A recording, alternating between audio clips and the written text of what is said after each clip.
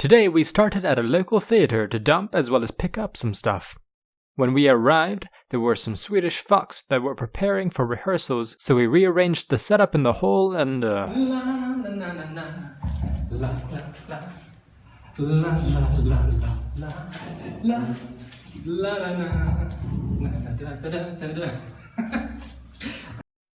that was a sound test.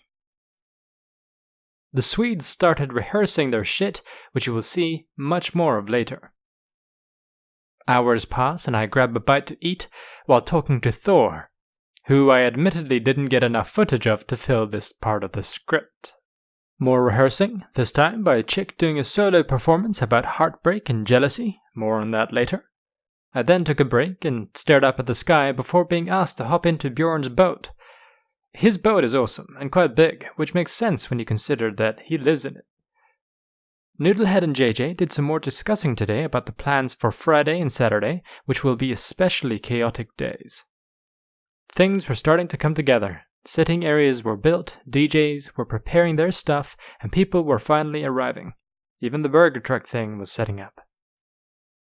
The first performance of the day was the heartbreak/jealousy one. Personally, I found it hard to enjoy because of the strong Norwegian accent she had when speaking English. I got my hopes up during this part, but alas, it didn't go the way I wanted it to go. Next, the DJs were playing music to video clips. This is what underground art performances look like, folks.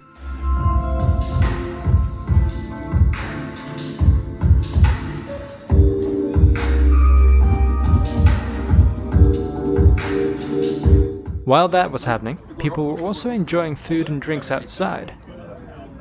The Swedish Fox started performing once the DJs were done, and although they had a shaky start, this was easily the funniest and most entertaining part of this festival so far, which is why I have decided to show you quite a lot from it.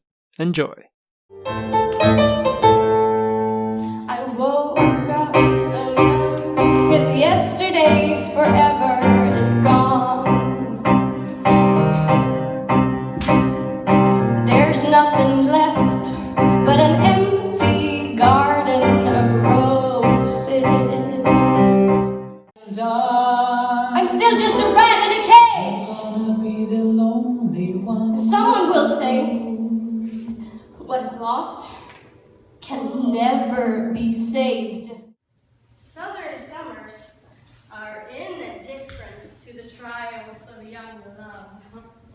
Me and you give a remarkably convincing portrayal of two people heading down a very long road.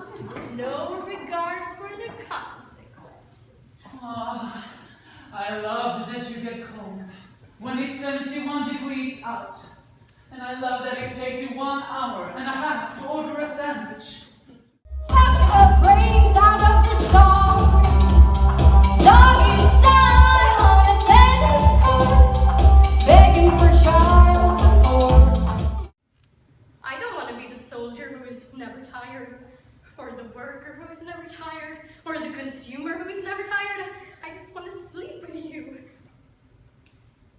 And the fact that you're not answering my calls leads me to believe that you're either A, not at home, or B, at home, but don't want to talk to me, or C, at home, desperately wanting to talk to me but trapped under something heavy. It's either A or C. Please call me back. Learning from each other, growing in love. But why didn't you write to me? Why? It wasn't over for me. I waited for you for 7 years and now it's too late. I wrote you every day for a year. I wrote you 365 letters. You wrote me? Yes, it wasn't over. It still isn't over.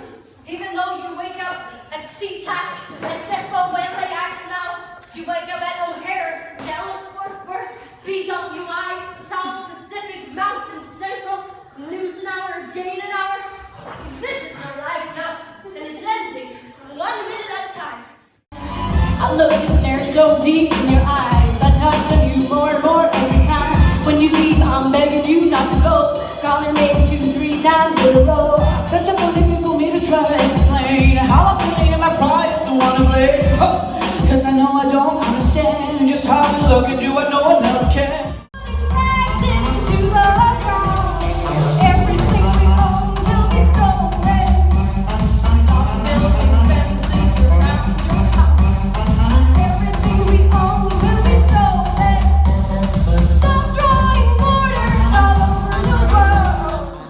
The performance ended and people stood up to stretch, have some drinks, and whatever the fuck else. Us sound guys had to set up stuff upstairs, but I left right afterwards, so there you go.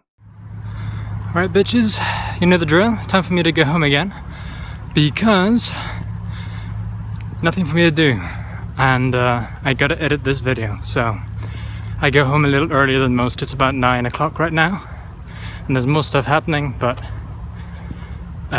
not for me.